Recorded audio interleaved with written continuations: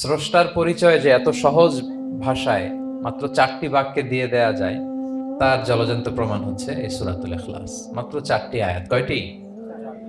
4টি আয়াত দিয়ে আল্লাহ তাআলা স্রষ্টার পরিচয় খুবই চমৎকার ভাবে প্রিসাইজলি তিনি তুলে ধরেছেন। কোরআনের অনেক জায়গায় আল্লাহ তাআলা নিজের পরিচয় দিয়েছেন। যেমন সূরা বাকারার 255 নম্বর আয়াতে, মানে আয়াতুল কুরসির মধ্যে আল্লাহ তাআলা নিজের পরিচয় তুলে ধরেছেন।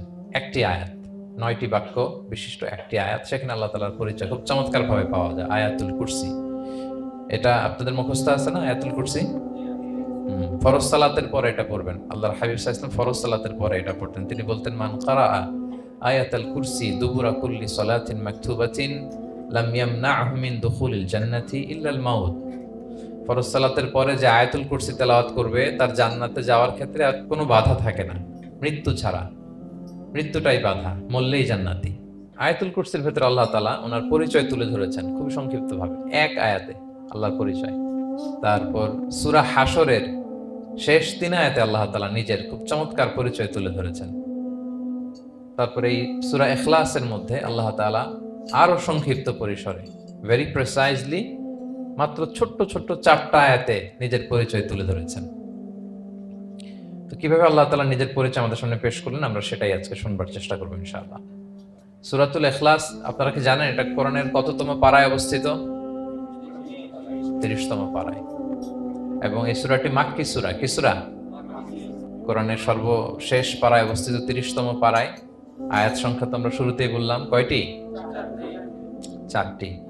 এই সূরাটি কোরআনের যে সূরার ধারাক্রম, সে ধারাক্রম অনুসারে 112 নম্বর সূরা। কত নম্বর? 112 নম্বর সূরা। এই সূরাটা মক্কাতুল মুকাররমাতে নাজিল হওয়ার কিছু প্রেক্ষাপট আছে। প্রেক্ষাপটগুলো হচ্ছে, আরবরা বংশকে খুব গুরুত্ব দেয়, বংশ প্রিজার্ভ করা, লিনিয়েজকে প্রিজার্ভ করা। এবং তারা মানুষকে দেখে, শুধু মানুষ তো না, মানুষের পায়ের ছাপ দেখে বলে দিতে পারতো তার বাবাকে, তার বাবাকে, পরদাদাকে, 14 পুরুষের নাম বলে দিতে পারতো।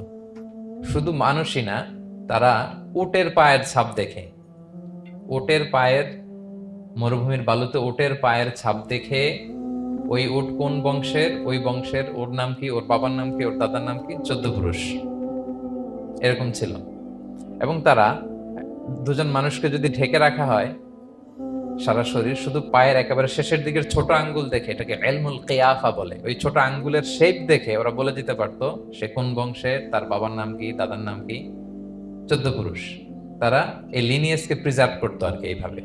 এবং এই বংশ পরিক্রমা মুখস্থ করা, জানা, জিজ্ঞেস করা, এটাকে গুরুত্ব দিত। তো তারা আল্লাহকেও আমাদের মতো এরকম একজন সত্তা ভেবে আল্লাহ হাবিব সাল্লাল্লাহু আলাইহি ওয়াসাল্লামকে জিজ্ঞেস করতেছে যে, ইদান খালাকাল্লাহু কুল্লা শাই ফামান খালাকাল্লাহ।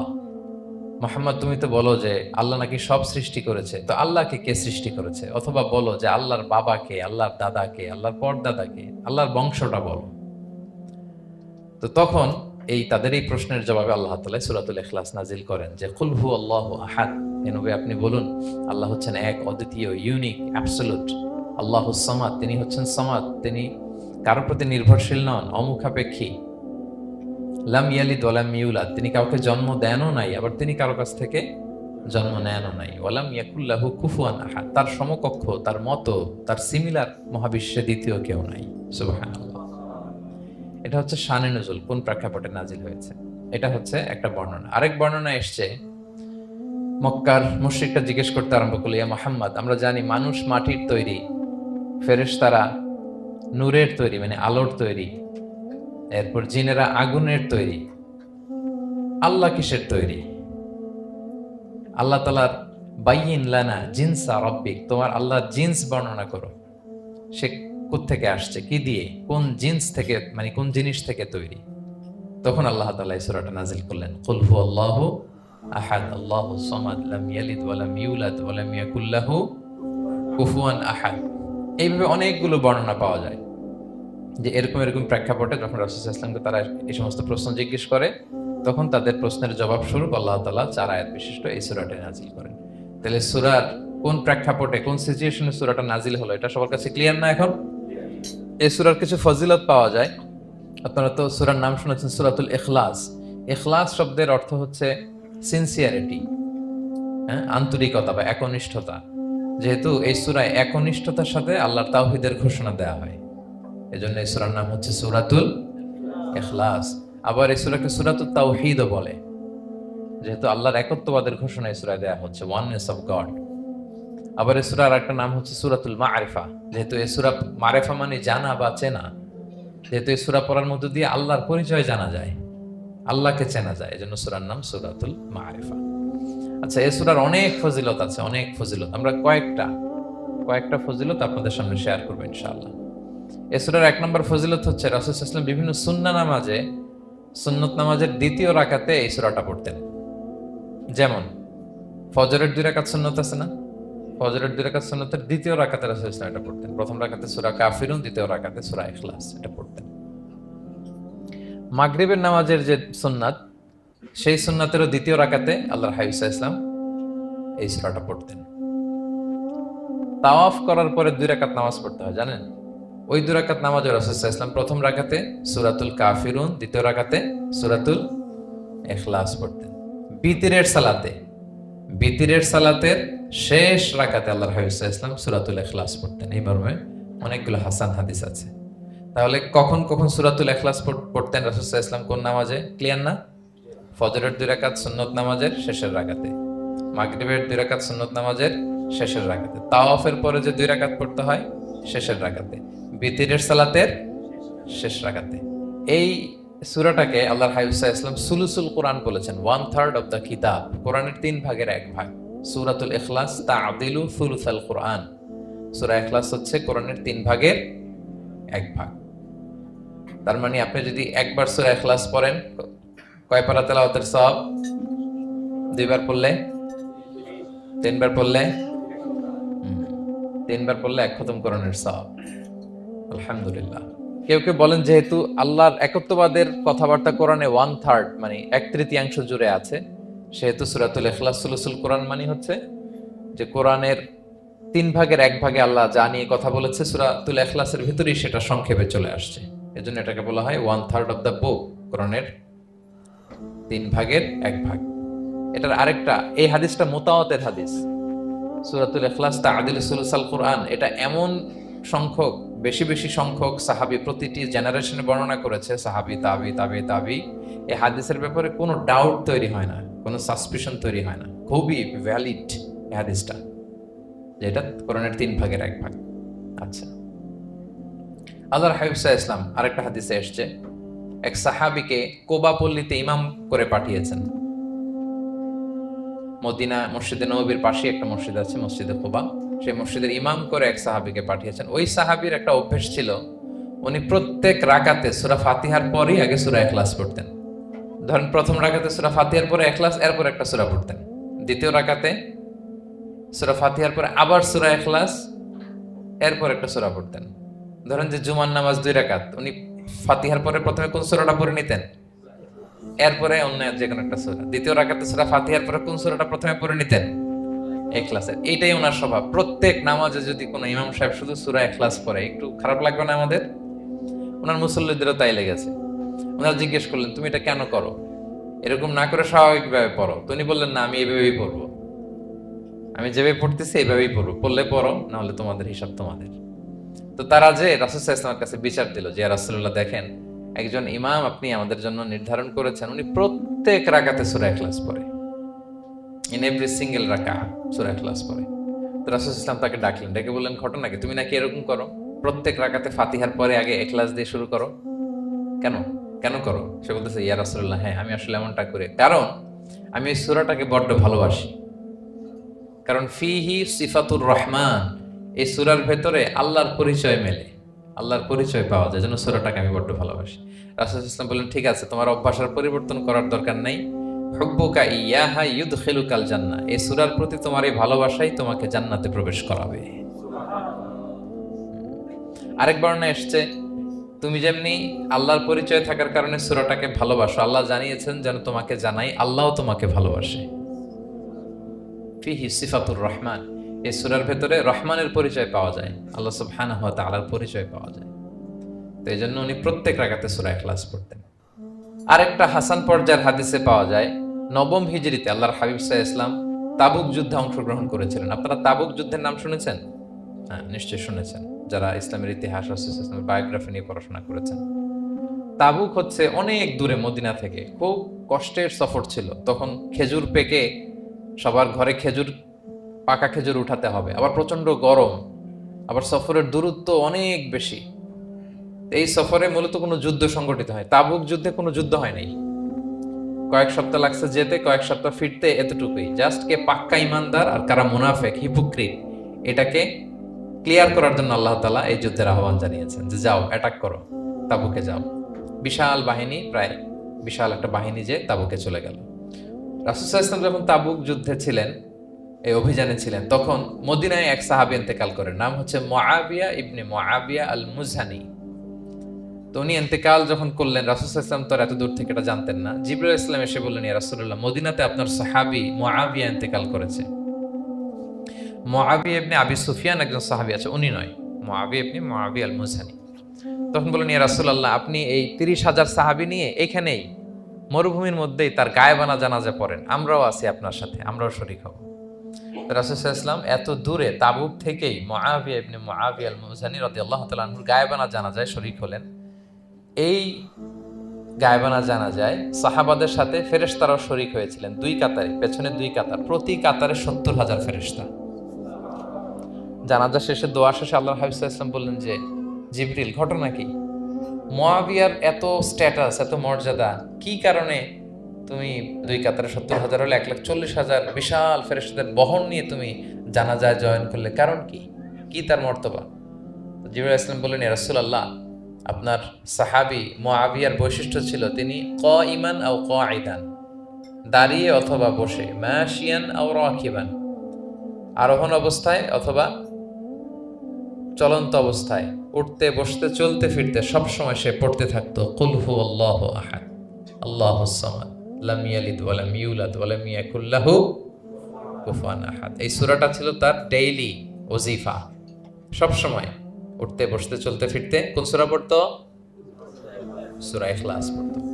এজন্য আল্লাহ তাআলার আদেশে আমরা ১,৪০,০০০ ফেরেশতা নিয়ে তার জানাজায় শরীক হয়েছে। সুবহানাল্লাহি ওয়া বিহামদিহি। তাহলে বুঝতে পারতেছেন এই সূরার মর্তবা কতটা পছন্দনীয় সূরা আল্লাহর কাছে। যদিও ছোট, আয়াত কয়টা? কিন্তু আল্লাহর কাছে এটার ফজিলত অনেক বেশি। প্রিয় ভাইরা, শুধু এখানেই শেষ নয়। আল্লাহর হাবিব সাল্লাল্লাহু আলাইহি ওয়াসাল্লাম সকালে, সন্ধ্যায়, ফজরের পরে, মাগরিবের পরে এবং বিছানায় ঘুমোতে যাওয়ার আগে তিনি সূরাতুল ইখলাস, সূরা ফালাক, সূরা নাস পড়ে হাতের মধ্যে ফু দিতেন, দুই হাত একসাথে মিলিয়ে এরকম ফু দিয়ে মাথা থেকে বডিতে যতটুকু সম্ভব তিনি মাসে করতেন। ৩টা সূরাই শুরু হয়েছে কুল দিয়ে, এজন্য ৩ সূরাকে একসাথে বলে কুল আস-সালাসা, মানে ৩ কুল। এই ৩ কুল তিনি ফজরের পর, মাগরিবের পর আর বিছানায় ঘুমোতে যাওয়ার আগে পরে হাতে ফু দিয়ে সারা গায়ে মেসেজ করতেন। আপনারা করেন? হ্যাঁ, অভ্যাসটা, ওজিফাটা আছে তো আপনাদের, না? করবেন এটা। এটা special protection, you will get a special protection from আল্লাহ সুবহানাহু ওয়া তাআলা। অনেকে দেখবেন ব্ল্যাক ম্যাজিক করে। ব্ল্যাক ম্যাজিক কিন্তু সত্য। ম্যাজিক করে, সেহের করে আপনাকে দুর্বল করে ফেলবে। স্বয়ং আল্লাহর হাবিব সাল্লাল্লাহু আলাইহি ওয়াসাল্লামকে সেহের করা হয়েছিল। উনি কয়েক মাস স্ত্রীদের সাথে ফিজিক্যাল ইন্টিমেসিতে যেতে পারতেন না, এত দুর্বল হয়ে গেছিলেন। লাবিদ ইবনুল আসাম নামে এক ইহুদি মিত্র, সে জাদু করেছিল রাসূল সাল্লাল্লাহু আলাইহি ওয়াসাল্লামকে। ওনার মাথার চুল, চিরুনির ভেতর 11টা গিট দিয়ে সেই ব্ল্যাক ম্যাজিক করেছে। নবী সাল্লাল্লাহু আলাইহি ওয়াসাল্লাম কয়েক মাস অসুস্থ ছিলেন। পরে সূরা ফালাক, নাস যখন নাজিল হয় তখন আল্লাহ তাআলা রাসূল সাল্লাল্লাহু আলাইহি ওয়াসাল্লামকে সুস্থ করে দিলেন। সাহাবীদেরকে নিয়ে এক কুয়ার নিচ থেকে, চিরুনি থেকে এই গিটগুলো খুলে খুলে রাসূল সাল্লাল্লাহু আলাইহি ওয়াসাল্লাম 11টা আয়াত তেলাওয়াত করলেন। রাসূল সাল্লাল্লাহু আলাইহি ওয়াসাল্লামকে সুস্থ করে দিল কে? আল্লাহ সুবহানাহু ওয়া তাআলা শিফা নসিব করলেন। তার মানে ব্ল্যাক ম্যাজিক সত্য, সিহির করে মানুষ। আপনার সফলতা, আপনার সাকসেস, এটা সবার ভালো লাগবে না, মনে রাখবেন। সবাই এটা পছন্দ করে না। আল আইনু হক, নজর কিন্তু সত্য। নজর সত্য, নজরের প্রভাব আছে, চোখের প্রভাব আছে। এজন্য কারো ভালো কিছু দেখলে মাশা আল্লাহ বলবেন, আল্লাহর দিকে ফিরিয়ে দিবেন ওটার কল্যাণ। কি বলবেন? একটা সুন্দর ফুটফুটে বাচ্চা দেখলে মাশা আল্লাহ। কারো সফলতা দেখলে, কারো ফার্মে গেলেন, বাগানে যেয়ে দেখলেন ফল মূল ভর্তি, কি বলবেন? মাশা আল্লাহ, বিসমিল্লাহ মাশা আল্লাহ বললে এটাতে আর ক্ষতি হয় না। অনেকে বলে যে বাবা মা মাশা আল্লাহ বলা লাগে না, বাবা মা আর নাকি মামা, এই তিনজন নাকি মাশাআল্লাহ না বললে কিছু, এটা ভুল কথা। বাবা মারা বলতে হয়। বাবাও তার ছেলের কোনো সাকসেস ভালো কিছু দেখলে কি বলবে? মাশাআল্লাহ, তাবারাকাল্লাহ, অথবা বিসমিল্লাহ মাশাআল্লাহ, এটা আপনারা বলবেন। নজরের প্রভাব আছে। আপনি সিম্পলি দেখেন, এই যে আমি আপনাদের দিকে তাকিয়ে তাকিয়ে কথা বলছি, আমি যদি অনেকক্ষণ স্টেয়ারিং করি কারো দিকে ভেবে তাকিয়ে থাকি, সে ভালো ফিল করবে? কেন, আমি কি তার মারছি, ধরছি, স্পর্শ করছি? কিছুই তো করলাম, শুধু আমি তার দিকে তাকিয়ে আছি। তার মানে এতেই সে অস্বস্তি ফিল করতেছে। ধরেন যে আপনি কোন একটা প্রোগ্রামে বসে আছেন, আপনার পাশে যে বসে, আপনি তার দিকে এরকম 10 মিনিট তাকায় আছেন, কোনো কথা ছাড়া শুধু তাকিয়েই রইলেন, তার কি ভাল লাগবে বলেন? সে কি কমফোর্টেবল ফিল করবে? সে ভয় পাবে, সে ভয় পাবে, অস্বস্তি ফিল। আপনি কিছুই করেন নাই, না তাকে টাচ করেছেন, না ধরেছেন, ছুঁয়েছেন, কিন্তু শুধু তাকিয়ে আছেন। দেখেন নজরের কি প্রভাব। আল্লাহ আইনু হাক, নজর সত্যি। এজন্য কারো সাকসেস দেখলে আমরা সবসময় যেন মাশাআল্লাহ বলি। মাশাআল্লাহ ঠোঁটের সাথে মিলিয়ে রাখবেন। ভালো দেখলে কি বলবেন? মাশাআল্লাহ, মাশাআল্লাহ, বিসমিল্লাহ, মাশাআল্লাহ, মাশাআল্লাহ, তাবারাকাল্লাহ, এটা বলবেন। তাহলে আল্লাহর হাবিব সাল্লাল্লাহু আলাইহি ওয়াসাল্লামকেও সেহের করা হয়েছিল। এজন্য এই সেহের থেকে, ব্ল্যাক ম্যাজিক থেকে, আইন মানে জেলাসি, মানুষের নজর দিয়ে যে হিংসা করে, এই জেলাসি থেকে, মিন শাররি হাসিদিন ইযা হাসাদ, হাসাদ থেকে, মিন কুল্লি মাকরুহিন ওয়া শুরুর, এসব ক্যালামিটি, ডিজাস্টার, এগুলো থেকে পানা হিসেবে আপনি এই ওয়াজিফাটা করবেন। 3 কুল, কুল আস-সালাসা, 3 কুল। আমার সাথে সাথে বলেন, কয় কুল? 3 কুল। কি কি? সূরাতুল ইখলাস, সূরা ফালাক, সূরা নাস। এই 3টা পড়ে ফজরের পর, মাগরিবের পর আর ঘুমোতে যাওয়ার আগে হাত দুইটাকে একসাথে করে পরে লম্বা একটা ফু দিয়ে মাথা থেকে মাসাজ করবেন সারা গায়ে। পারা যাবে ইনশাআল্লাহ বিইذنিল্লাহ। এবং আম্মা জান আয়েশা রাদিয়াল্লাহু তাআলা আনহা বলতেন, আমি যখন কখনো অসুস্থ হয়ে যেতাম, অসুস্থ হলে রাসূল সাল্লাল্লাহু আলাইহি ওয়াসাল্লামকে যে যখন কমপ্লেইন করতে, ইয়া রাসূলুল্লাহ আমি তো অসুস্থ, রাসূল সাল্লাল্লাহু আলাইহি ওয়াসাল্লাম আমাকে এই আমলটা করতে বলতেন। মানে আয়েশা, তুমি সূরাতুল ইখলাস, সূরা ফালাক, সূরা নাস পড়ে সারা গায়ে কি করো? ফু দাও। আলী রাদিয়াল্লাহু তাআলা আনহু বর্ণনা করেন, আল্লাহর হাবিব সাল্লাল্লাহু আলাইহি ওয়াসাল্লাম একবার নামাজ পড়তেছেন, নামাজে তিনি সিজদারত অবস্থায়, ইন দ্য মিন টাইম লাদাগাতহুল আকরা, একটা বিচ্ছু রাসূল সাল্লাল্লাহু আলাইহি ওয়াসাল্লামের আঙ্গুলে কামড় দিল। বিচ্ছু, বিচ্ছুর কামড় খাইছেন? হ্যাঁ, কেমন লাগে? খুব আরাম লাগে? হ্যাঁ, খুব যন্ত্রণা হয়, অনেক যন্ত্রণা হয়। রাসূল সাল্লাল্লাহু আলাইহি ওয়াসাল্লামকে যখন কামড় দিল নামাজরত অবস্থায়, রাসূল সাল্লাল্লাহু আলাইহি ওয়াসাল্লাম খুব যন্ত্রণা পেলেন, ব্যথা পেলেন। এই বিচ্ছুটারে লানত করলেন। সাধারণত লানত করতেন না, তিনি বলতেন লানাতুল্লাহি আলাল আকরা, এই বিচ্ছুর উপর লানাত, লা ইয়াদাউ নাবিয়ান ওয়ালা গায়রা। এই বিচ্ছু নবীও চিনে না, মানুষও চিনে না, মানে কোথায় কামড় দিতে হবে এটাও বুঝতেছে না। শুধু নবী না, সব নবীদের নবী, উনারা কামড় দিয়ে ফেলছে। তাই আল্লাহর পক্ষ থেকে পরীক্ষা ছিল, কেয়ার করা। উনি ভর্ৎসনা করলেন, লানত করে বললেন, নবীও চিনস না, মানুষও চিনস না, কামড় দিয়ে খুব কষ্ট পাচ্ছেন তিনি। তো আল্লাহ হাবিব সাল্লাল্লাহু আলাইহি ওয়াসাল্লাম বললেন, যাও গরম পানি আর লবণ নিয়ে আসো, এনে এটার মধ্যে ঢালো। তো ঢালতে আরম্ভ করলো। লবণ কিন্তু খুবই ব্যথানাশক, painkiller, natural painkiller. এটার মধ্যে সোডিয়াম ক্লোরাইড আছে, তো এটা গরম করে লবণ মিশিয়ে দিলে যে কোনো ব্যথা ট্যাথা সাথে সাথে ভালো হয়ে যায়। রাসূল ইসলাম বললেন ঢালো। ঢালতেছে, রাসূল ইসলাম পড়তেছেন কুল হুয়াল্লাহু আহাদ আল্লাহুস সামাদ লাম ইয়ালিদ ওয়া লাম ইউলাদ ওয়া লাম ইয়াকুল লাহু কুফুয়ান আহাদ বলে ফু দিচ্ছেন আর ঢালতেছে। ঢালাও শেষ, আঙ্গুলের ব্যথাও শেষ।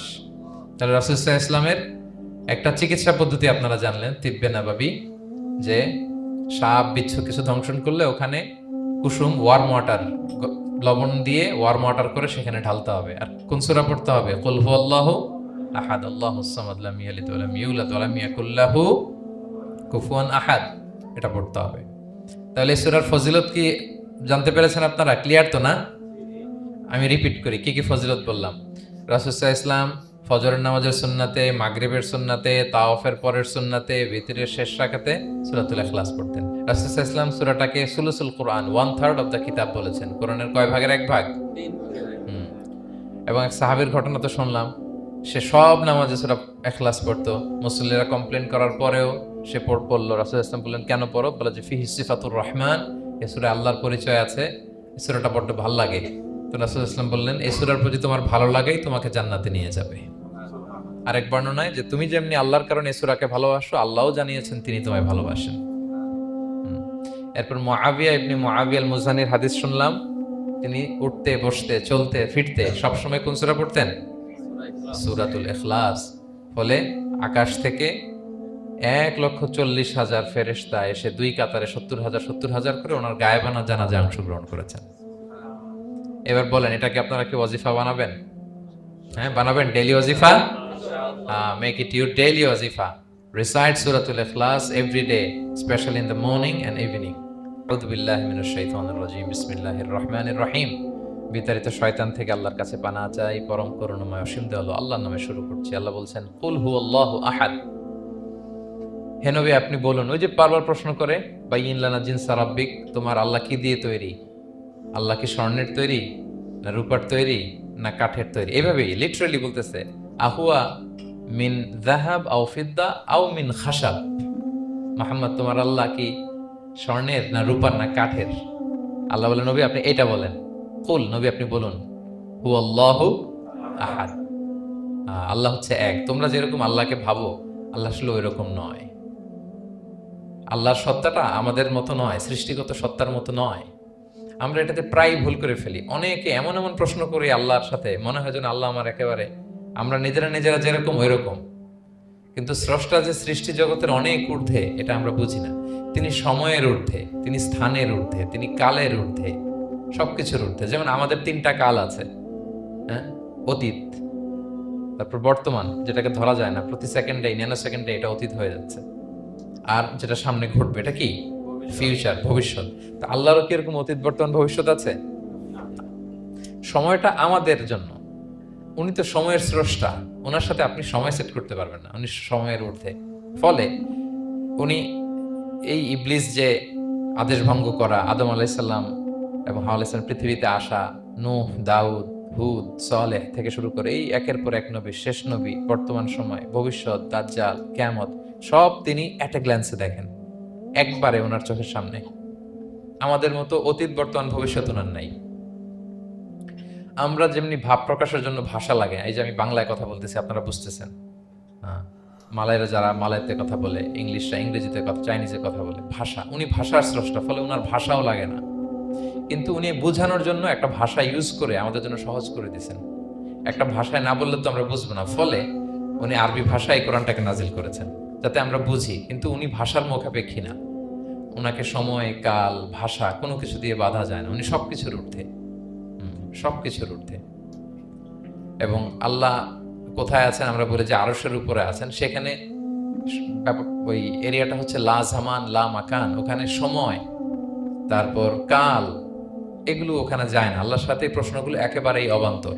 ফলে আমরা যে প্রশ্নগুলো হুট করে না বোঝার কারণে করে ফেলি, যেহেতু আমাদের খুব সীমিত জ্ঞান, ফলে আমরা সৃষ্টির সাথে স্রষ্টাকে গুলিয়ে ফেলি। কিন্তু উনি কিন্তু আমাদের মতো নন।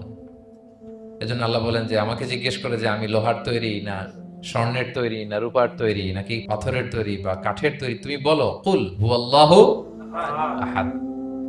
হে নবী আপনি বলুন, আমি হচ্ছি এক, একক, অদ্বিতীয়। আরবিতে এক, এক বলতে আরবিতে ওয়াহেদ শব্দ ব্যবহার করে, আহাদ ব্যবহার করা হয় না। ব্যক্তির গুণ হিসেবে কখনো আহাদ ব্যবহার করা হয় না। এটা কেবলমাত্র, শুধুমাত্র, একমাত্র আল্লাহ তাআলার জন্য ব্যবহার করা হয়। তিনি আহাদ, আহাদ। কারণ ওয়াহেদ শব্দের ওয়াহেদাতুন হয়, মানে পুরুষবাচক হয়, স্ত্রীবাচক হয়, কিন্তু আহাদের আর কিছু হয় না। আহাদ, আহাদি। আল্লাহ শব্দটাই এরকম, আল্লাহ শব্দটাই এরকম। যেমন ঈশ্বরের ঈশ্বরী হয়, ভগবানের ভগবতী হয়, গডের গডেস হয়। আল্লাহর এরকম স্ত্রীবাচক কিছু আছে? কিছু নাই। আল্লাহ বলেন, ইন্নানি আনাল্লাহু লা ইলাহা ইল্লা আনা ফা'বুদনি ওয়া আকিমিস সালাতা লিযিকরি। নিশ্চয় আমি আল্লাহ। মুসা আলাইহিস সালামকে প্রথম যে প্রত্যাদেশ, রেভেলেশন দিয়েছিলেন মুকাদ্দাসে তুয়ার পাশে, তুর পাহাড়ের পাদদেশে, ওখানে প্রথম মুসা আলাইহিস সালাম আল্লাহর সাউন্ড তখন তিনি শুনেছিলেন। এবং আল্লাহর সাউন্ডটাও আমাদের সাউন্ডের মতো নয়। যেমন আমি এদিক থেকে কথা বললে আপনি এই পাশ থেকে শুনবেন, এদিক থেকে কথা বললে, এদিক থেকে আমাকে ডাক দিলে এদিকে, তার মানে আমি দিকের সাথে সম্পৃক্ত। আল্লাহর এটা এরকম না। মুসা আলাইহিস সালাম তিনি যখন আল্লাহর কথা শুনলেন, তিনি বললেন যে একটা সাউন্ড শুনলাম, এটা 4 দিক থেকে শোনা যায়, 4 দিক থেকে শোনা যায়।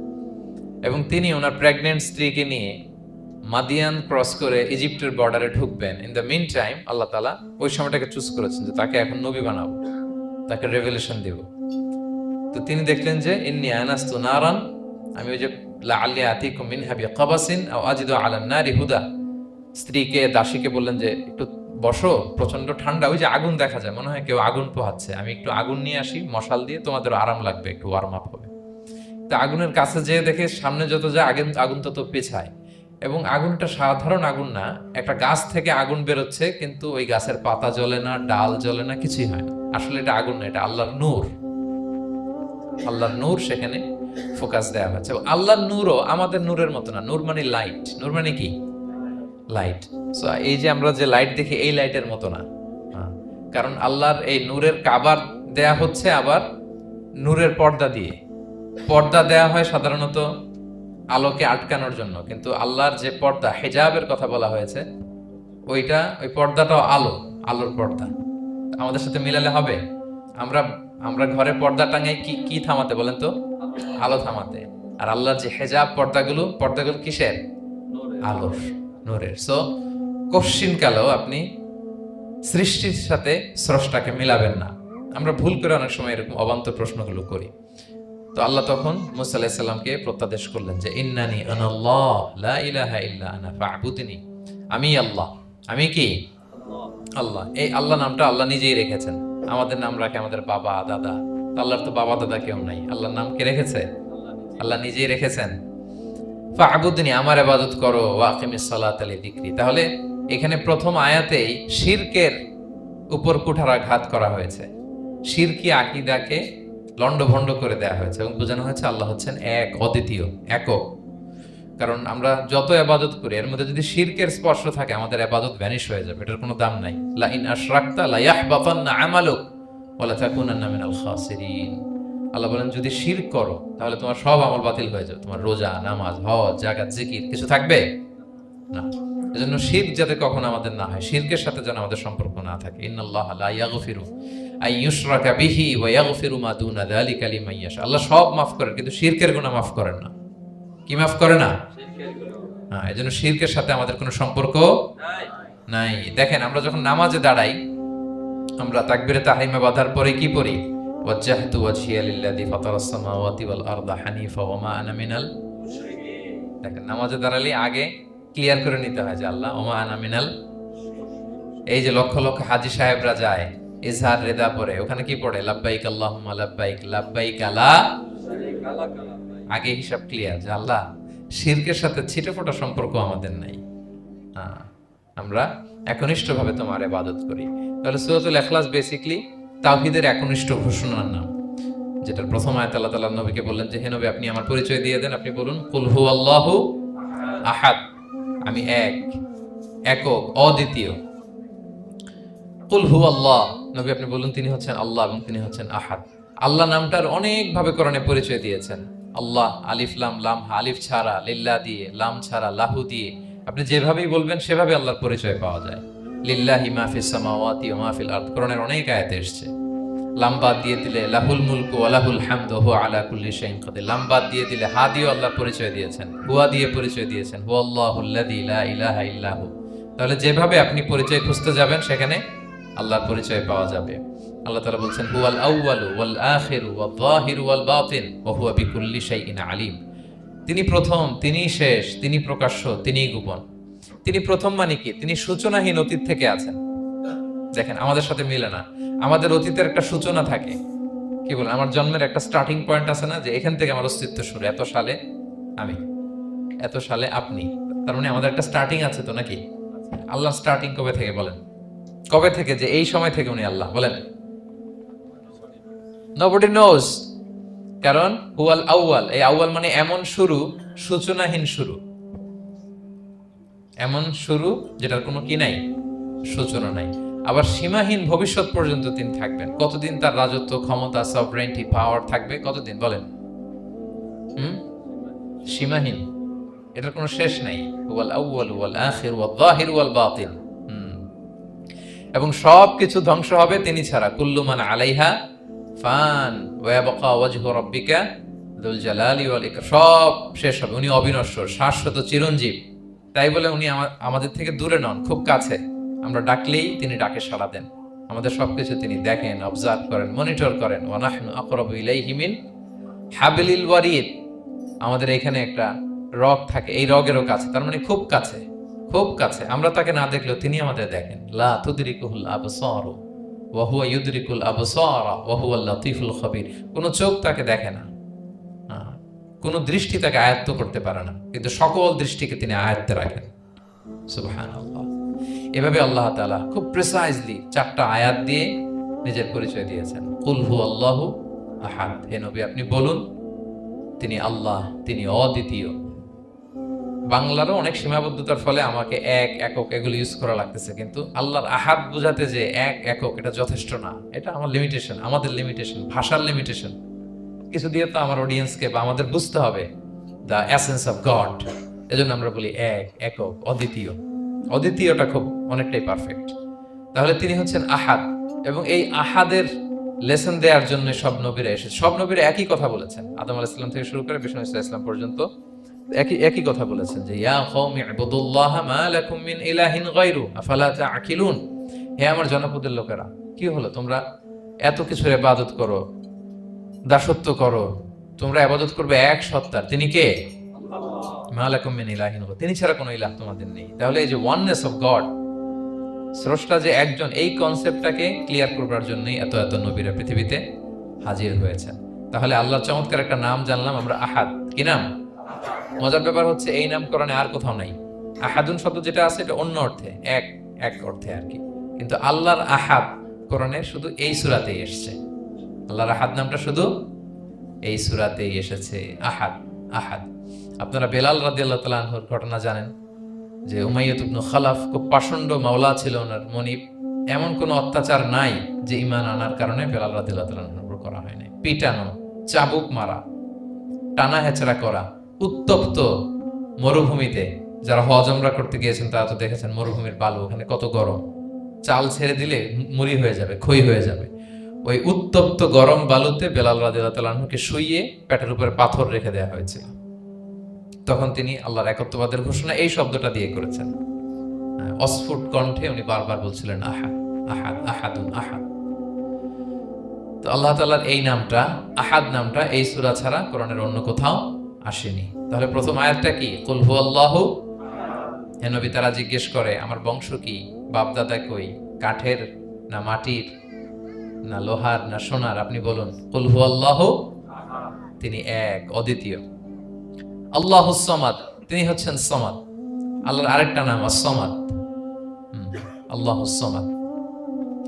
সামাদ শব্দের অনেকগুলো অর্থ পাওয়া যায়। সামাদের একটা মিনিং হচ্ছে যার উপরে আর কারো কোনো স্ট্যাটাস বা মর্যাদা নাই। আরবিতে বলে মানতাহা ইলাইহি সুগদাদু ওয়া শারাফ, মর্যাদা, স্ট্যাটাস যত শীর্ষে পিকে যেতে পারে ওইটার নাম হচ্ছে সামাদ, এর উপরে নাই। সামাদের আরেকটা অর্থ হচ্ছে যে পরনির্ভরশীল নয়, মানে তার কারো উপর নির্ভর করা লাগে না, সে স্বয়ং সম্পূর্ণ।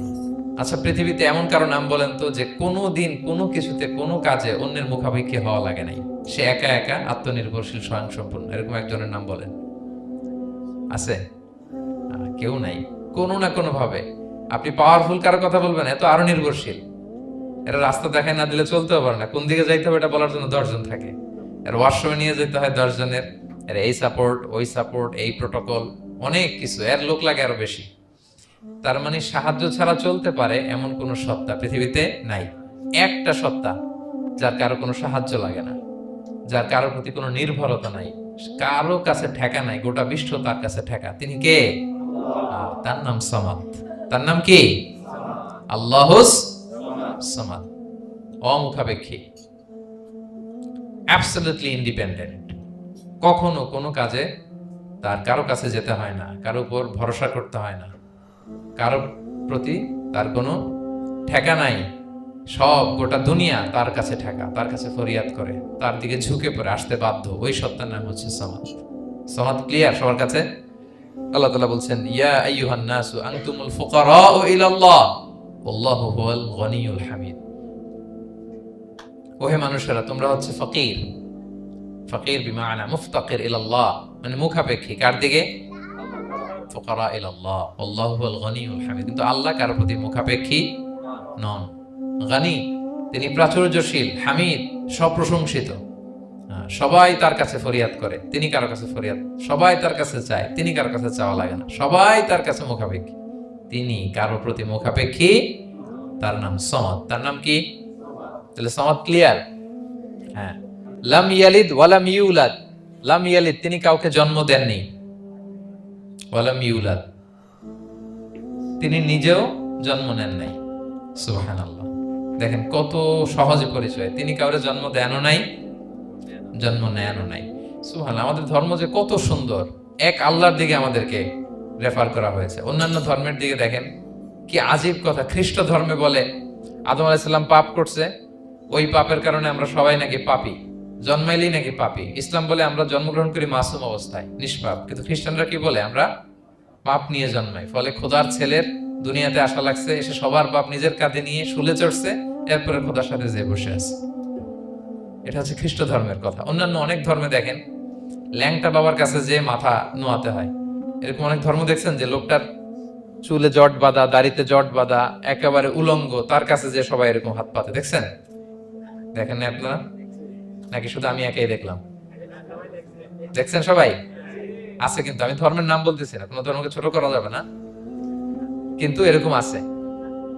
তো দেখেন কি সমস্ত অদ্ভুত নিয়ম কানুন। আগুন নিয়ে ওইখানে দৌড়াইতে হয়, করতে হয়, কিন্তু আমাদের এক সত্তার কাছে আমরা চাই। কোনো ভায়া লাগে না, মিডিয়েটর লাগে না, মধ্যস্থতাকারী লাগে না। আল্লাহ বলে ডাকার সাথে সাথে তিনি ডাকে সাড়া দেন। লাম ইয়ালিদ ওয়া লাম ইয়াকুল লাহু, জন্ম দেনও নাই,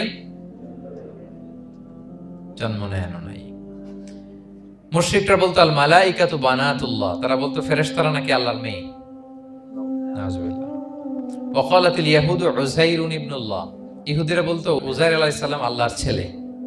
ওয়া ক্বালাতিন নাসারা আল মাসীহ ইবনুল্লাহ, আর খ্রিস্টানরা বলে ঈসা মাসীহ, ঈসা আলাইহিস সালাম উনি নাকি আল্লাহর ছেলে। নাউজুবিল্লাহ। আল্লাহ সবগুলো ভ্রান্ত ধারণার কবর রচনা করেছেন এই আয়াত দিয়ে। লাম ইয়ালিদ ওয়া লাম না না, এগুলো ভুল। ক্লিয়ার কাট শুনে রাখো, কান খাড়া করে জেনে রাখো। লাম ইয়ালিদ ওয়া লাম ইউলাদ, তিনি কাউকে জন্ম দেনও নাই, তিনি কারো কাছ থেকে জন্ম নেনও নাই। ইমাম আবু বকর আল বাকিল্লানি একজন বড়, অনেক বড় একজন দার্শনিক ছিলেন এবং তর্কবাগীশ ছিলেন, ইরাকের। নাম শুনেছেন কেউ? আবু বকর আল বাকিল্লানি।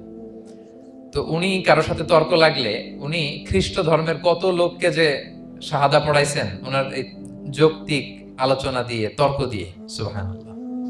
এক খ্রিস্টান পাদ্রী ওনারে প্রশ্ন করলো, তোমরা মুসলমানরা খুব রেসিস্ট। উনি বললেন কেন? বলছে তোমরা খ্রিস্টান মেয়ে বিয়ে করতে পারো, ইহুদি মেয়ে বিয়ে করতে পারো, মুসলিম কিন্তু ইহুদি মেয়ে, খ্রিস্টান মেয়ে শর্ত সাপেক্ষে, কিছু শর্ত আছে, ওই আলোচনা যাচ্ছেন, শর্ত সাপেক্ষে বিয়ে করতে পারে আহলি কিতাব হলে। কিন্তু কোন খ্রিস্টানরা মুসলিম মেয়ে আমাদের মেয়েদেরকে বিয়ে করতে পারবে না, কোন ইহুদি আমাদের মেয়েকে বিয়ে করতে পারবে না। তো বলে তোমরা খুব রেসিস্ট, তোমরা আমাদের মেয়ে না, ওকে তোমাদের মেয়ে আমাদেরকে দাও না।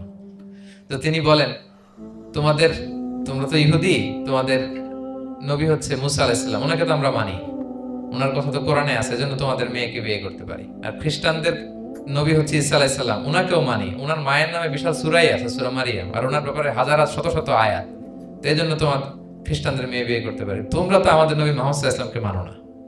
মুহাম্মদ সাল্লাল্লাহু আলাইহি ওয়াসাল্লাম যে শেষ নবী এটা তোমরা মানো, মানার সাথে সাথে মুসলমান হয়ে যাবে, এরপর আমাদের মেয়েকেও তোমরা বিয়ে করতে পারবে। এভাবে উনি এমন ভাবে উত্তর দিতেন, বুহিতাল্লাযী কাফার, একেবারে লাজবাব হয়ে যেত। তো ওনার নাম যখন ছড়ালো, ইরাকের মুসলিম বাদশাহ ওনাকে কনস্টান্টিনোপলে পাঠাবেন, যেখানে রোমান এম্পায়ার। তো রোমান এম্পায়ার এরাও খুব প্রস্তুতি নিয়ে আছে যে আবু বকর আল বাকিল্লানিকে ডিল করা অনেক কঠিন, সে আসতেছে, তার সাথে কিভাবে কি করা যায়।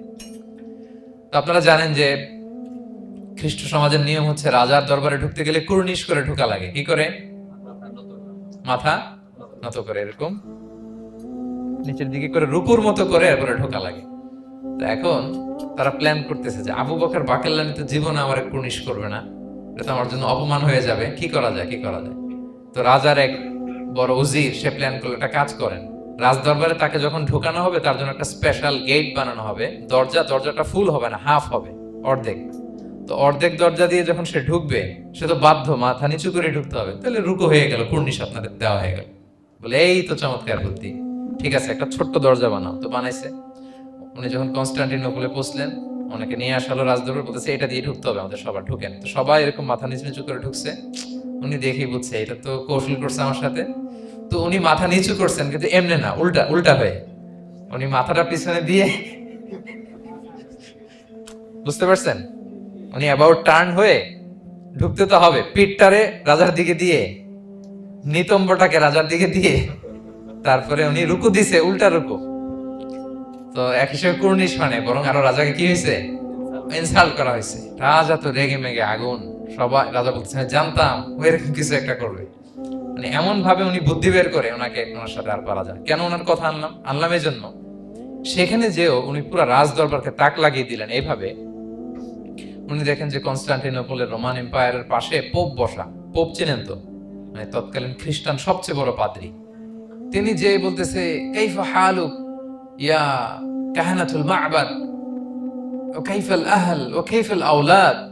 যে বলতেছে, আরে সম্মানিত পোপ, আপনি কেমন আছেন, আপনার বউ কেমন আছে, আপনার সন্তান কেমন আছে। এই কথা শুনে রাজা রেগে মেগে আগুন। এই আবু বকর বললেন, এত বড় সাহস, তুমি জানো না উনি পোপ? পোপদের বিয়ে করা নিষেধ। তারা এত পবিত্র, তাদের স্ত্রী হয় না, তাদের সন্তান হয় না। একজন পবিত্র সত্তার সন্তান থাকে কি করে, স্ত্রী থাকে কি করে? তারা আমাদের পোপ।